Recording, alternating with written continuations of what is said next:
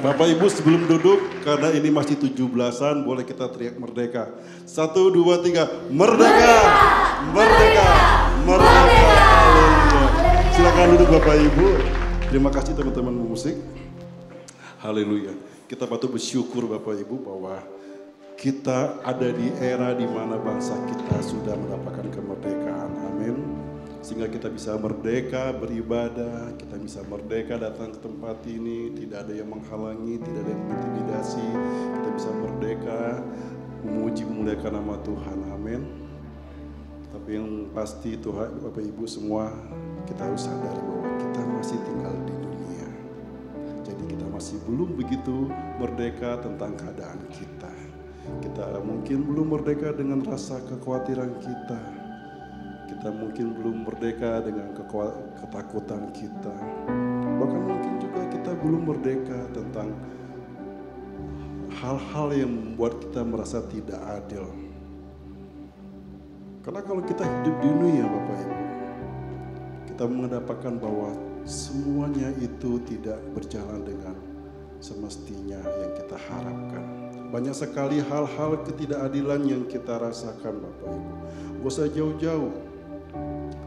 Kendaraan saya pakai solar.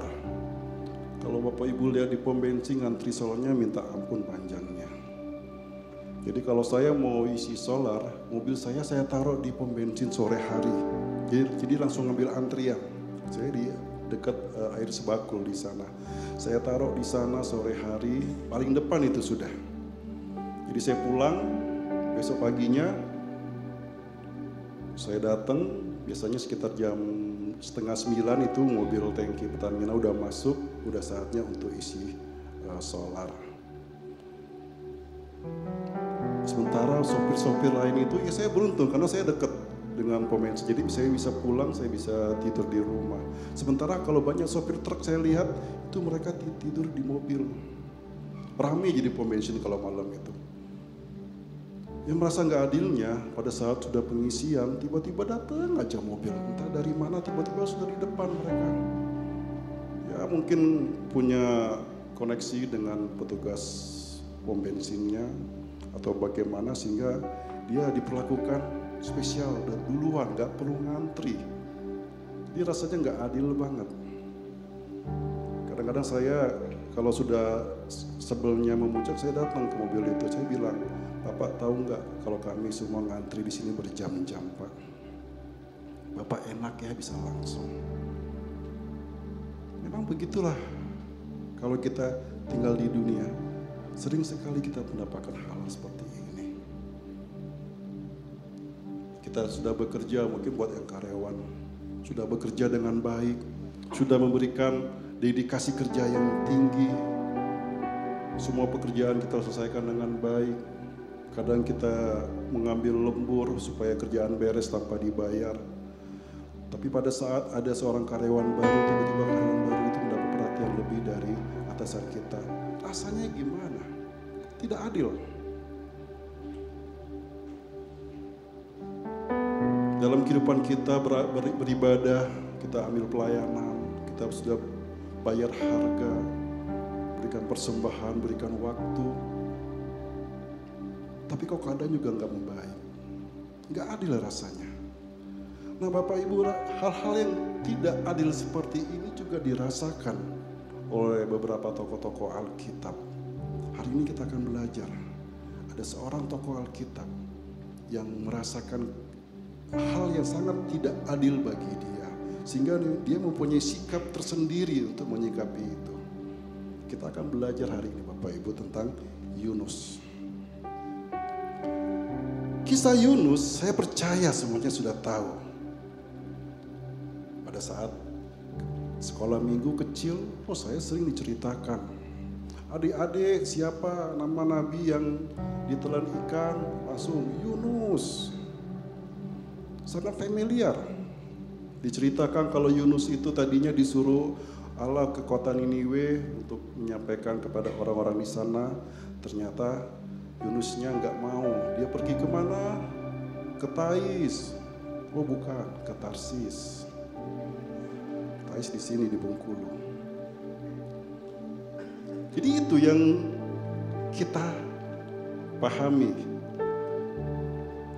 Nah, pada saat saya membaca kitab ini, saya selidiki lebih lagi. Alasan kenapa sebenarnya Yunus tidak mau ke kota Niniwe saat itu. Dia malah pergi ke kota Tarsis. Ada sebuah jawaban yang membuat saya, ini perlu menjadi sebuah perenungan. Tapi sebelumnya saya coba tanya ke beberapa orang. Saya pengen tanya, apakah beberapa orang ini sebagai perwakilan pemahaman tentang penolakan Yunus ke kota Niniwe itu sama seperti apa yang dikatakan oleh Alkitab. Saya tanya, tahu nggak kisah Yunus? Tahu. Dia disuruh ke Niniwe kan? Iya. Tapi nggak mau? Iya. Menurut kamu kenapa dia nggak mau ke Niniwe? Yunus takut. Orang Niniwe galak-galak, kasar-kasar. Jangan-jangan sebelum ngomong udah dibacok duluan. Jadi dia nggak berani ke Niniwe. Jadi dia milih ke kota lain. Saya tanya juga ke orang lain, menurut kamu kenapa Yunus tidak mau ke Niniwe? Dia takut dicuekin. Nanti capek-capek ngomong di sana, karena kan Niniwe orangnya bebal semua. Capek-capek ngomong gak dengerin. Jadi dia males. Nah, saya percaya Bapak Ibu, pemahaman-pemahaman seperti ini ada di antara kita. Tentu nggak semuanya, saya percaya Bapak Ibu yang rajin membaca Alkitab tahu jawabannya. Tapi saya didorong untuk menyampaikan di tempat ini alasan sesungguhnya kenapa Yunus tidak mau ke kota Niniwe. Jadi kalau kita belajar tentang kitab Yunus ini, sedikit jumlah pasalnya, cuma ada 4. Jadi kalau kita mau baca, dengan mudah kita bisa memahami apa sebenarnya maksud Tuhan kepada Yunus. Bapak Ibu, perlu diketahui, kitab Yunus ini adalah kitab yang bisa dibilang cukup, apa ya kata saya bisa tepat ya saat itu ya, populer mungkinnya, viral di bangsa Yahudi saat itu. Jadi kalau misalnya di beberapa adat Yahudi di mana beberapa hari-hari besar seperti Yom Kippur, itu biasanya pemuka agama akan membacakan beberapa kitab pilihan untuk disampaikan kepada bangsa Yahudi saat itu. Nah, salah satunya kitab Yunus ini yang dipilih untuk dibacakan. Sehingga kisah Yunus ini terekam jelas di bangsa Yahudi saat itu. Yesus sendiri, kalau kita mau buka di Matius, Yesus pernah mengutip atau menyinggung kata Yunus ini pada saat Yesus ditanya oleh ahli Taurat tentang pada saat mereka datang ke Yesus, dia minta tanda. Kita buka di Matius 12 ayat 39. Ini sebagai ayat pengantar Bapak Ibu ya. Di Matius 12 ayat 39, Yesus diminta tanda oleh ahli Taurat saat itu. Yesus bilang, ini jawaban Yesus pada saat Yesus diminta tanda oleh mereka. Tetapi jawabnya, ini jawab Yesus kepada mereka. Angkatan yang jahat dan tidak setia ini menuntut suatu tanda, tetapi kepada mereka tidak akan diberikan tanda selain tanda Nabi Yunus. Tanda Nabi Yunus maksudnya Yesus akan mati dan bangkit kembali setelah 3 hari. Jadi memang cerita Yunus ini sangat populer, sangat terekam dengan baik oleh bangsa Yahudi saat itu. Jadi perlulah kita belajar ada apa sih istimewanya tentang kitab Yunus ini dan makna apa yang bisa kita pelajari dalam kehidupan kita. Baik Bapak Ibu, kita buka kitab Yunus. Kitab Yunus tentunya kalau kita baca di Yunus 1 ayat 1 dan 2, di situ kita melihat bagaimana Yunus awal mulanya dipanggil oleh Allah. Yunus 1 ayat 1 dan 2. Datanglah firman Tuhan kepada Yunus bin Amitai, demikian, bangunlah, pergilah ke Niniwe, kota yang besar itu, berserulah terhadap mereka, karena kejahatannya telah sampai padaku. Ini awalnya bagaimana kisah Yunus itu dimulai. Bapak Ibu, perlu diketahui, kitab Yunus ini adalah yang menulisnya Nabi Yunus sendiri. Jadi ini merupakan pengalaman dia ditulisnya. Ya mungkin pada saat dalam perut ikan dia tulis mungkin ya. Sambil bengong gak tahu ngapain 3 hari ditulisnya. Jadi bisa dibilang kitab Yunus ini sebuah memori yang diingat oleh Nabi Yunus sendiri, ditulisnya semua apa yang dia lakukan pada saat dia menjalankan perintah Allah. Dan ini adalah sebuah peristiwa yang benar-benar nyata. Saya membayangkan misalnya kalau Yunus ada di zaman ini ya, pada saat dia bilang, oh saya ditelan ikan 3 hari keluar nggak apa-apa, mungkin dia sudah dipanggil di beberapa channel YouTube, di podcast misalnya, ditanya gimana rasanya di dalam perut ikan dan sebagainya. Jadi beberapa ahli memang juga pengen menyelidiki, bisa nggak sih sebenarnya manusia itu hidup di dalam perut ikan? Karena ini bisa juga menyangkal bahwa Yunus hidup itu bukan mukjizat Tuhan.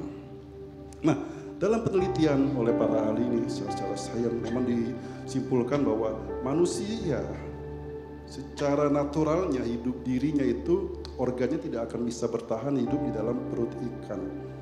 Jadi kalau misalnya kita nonton film-film, misalnya ada orang ditelan ikan paus misalnya ya, di dalam perut ikan dia bisa ngobrol dengan temannya, bahkan punya lampu senter, bisa hidup, bisa kayaknya di dalam kamar tiba-tiba sampai di tempat disembur dari atas keluar, oh sehat.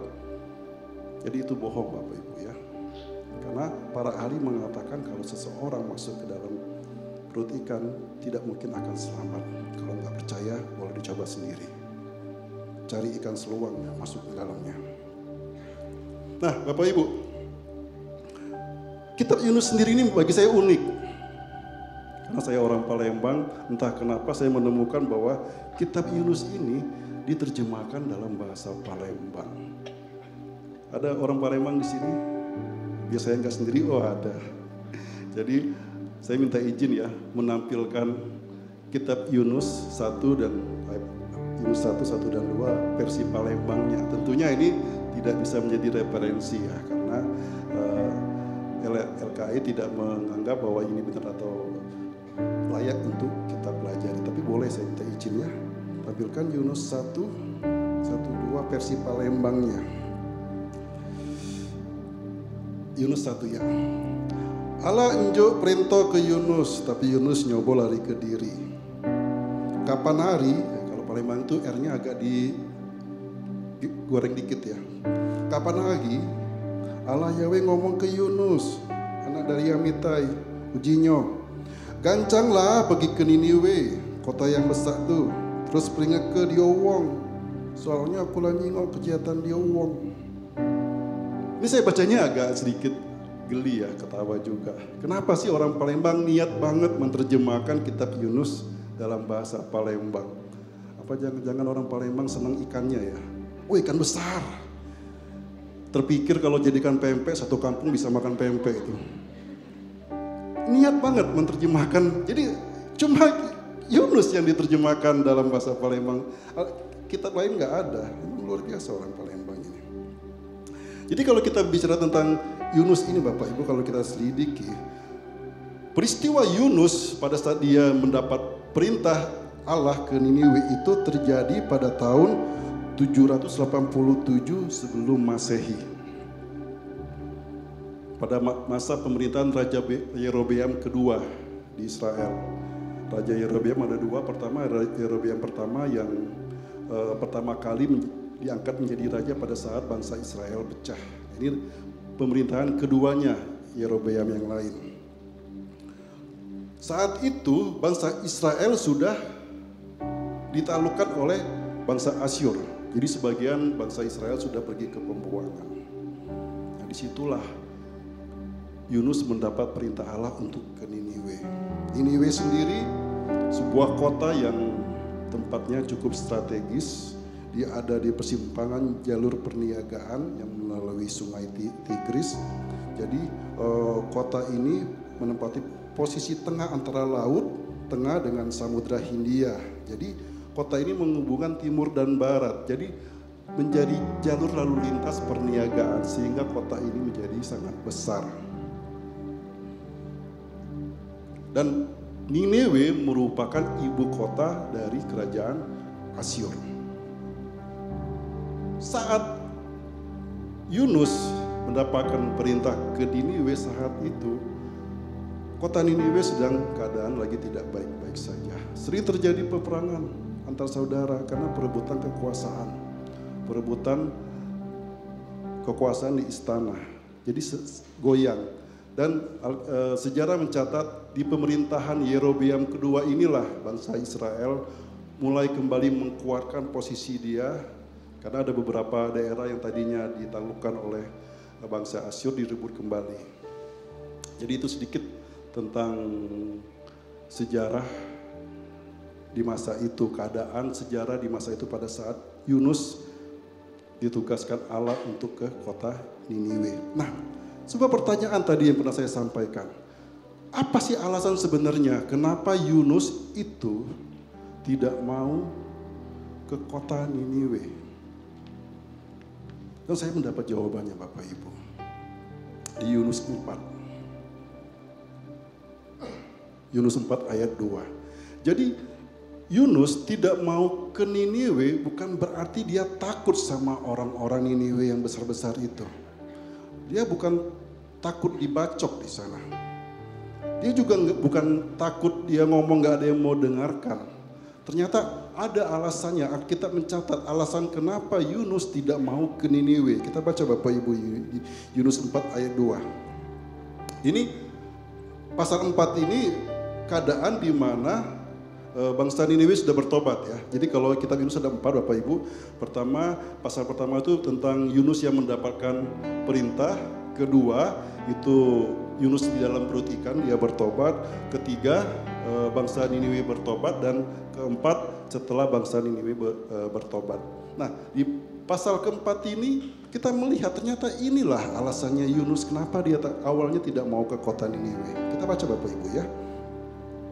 Dan berdoalah ia kepada Tuhan, katanya, ya Tuhan, bukankah telah kukatakan itu ketika aku masih di negeriku?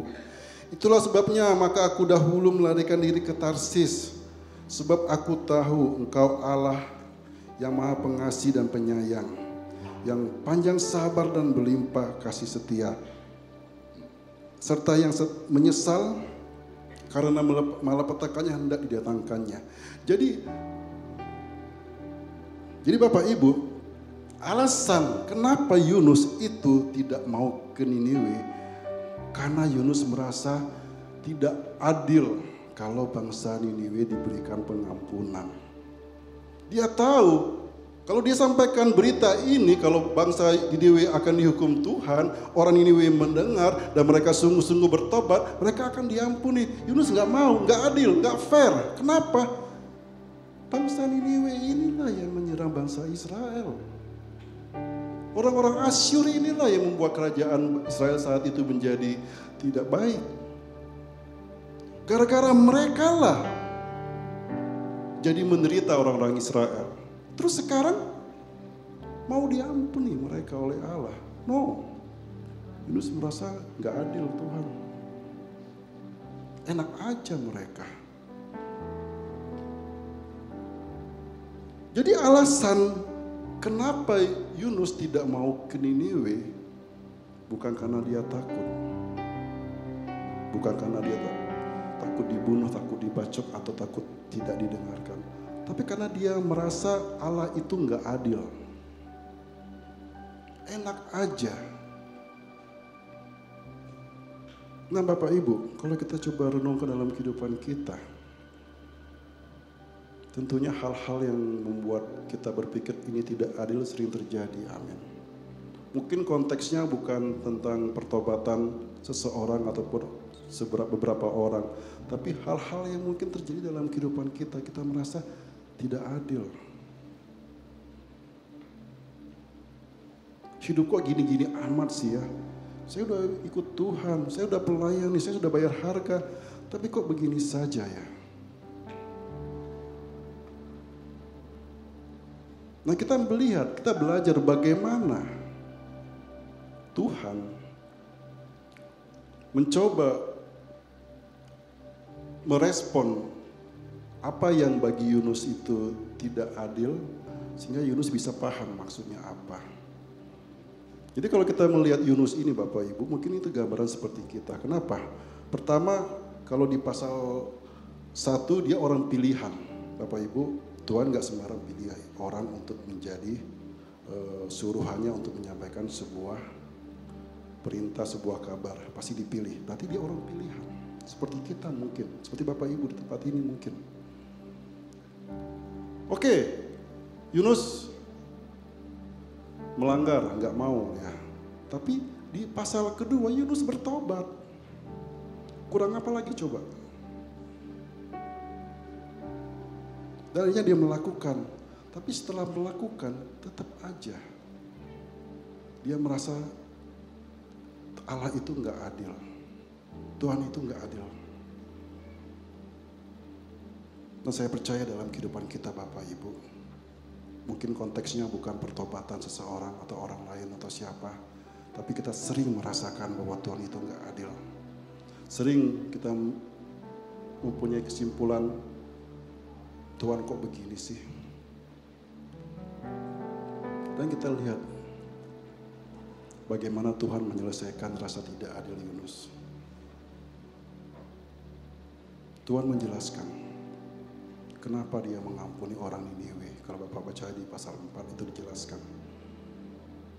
Kedaulat Tuhanlah yang mengatur semuanya. Dan bagian kita hanya percaya. Jadi Bapak Ibu, kalau berbicara tentang tidak adil ini, ternyata cuma mindset kita, pola pikir kita. Kita coba memahami maksudnya Tuhan apa. Sehingga kita bisa merasakan yang tadinya kita anggap ini tidak adil, tapi setelah kita mengerti tujuannya Tuhan apa, kita baru bilang, oh iya begitu. Karena setiap peristiwa yang terjadi dalam hidup kita, Tuhan punya maksud, Tuhan punya tujuan. Cuma karena kedangkalan pola pikir kita lah yang kita kadang-kadang gak bisa mengerti maksudnya apa. Karena kebebalan kita lah kadang-kadang kita gak bisa mencerna maunya Tuhan apa. Tapi kalau kita mau bertanya kepada Tuhan, berserut kepada Tuhan, Tuhan kenapa seperti ini, keadil Tuhan. Tuhan akan datang dengan lembut menjelaskan. Sehingga yang tadinya kita anggap itu tidak adil, kita akan mendapatkan penjelasan dan pengertian baru dan kita tahu, oh iya, emang seperti itu rupanya maksud Tuhan.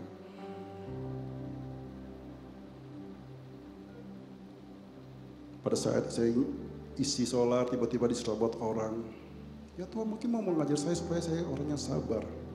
Kalau saya orang kayak gitu, terpancing emosi.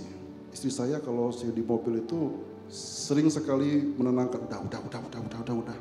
Entah kenapa kalau di mobil itu emosi tinggi banget.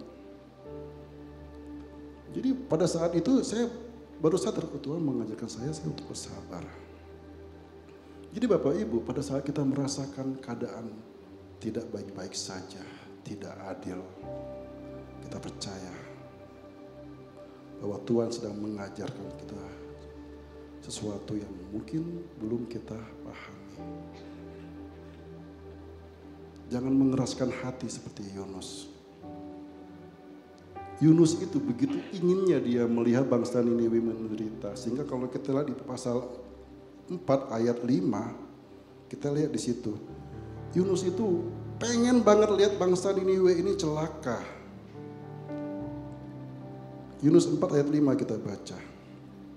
Yunus telah keluar meninggalkan kota itu dan tinggal di sebelah timurnya. Ia mendirikan di situ sebuah pondok dan ia duduk di bawah naungannya menantikan apa yang akan terjadi atas kota itu.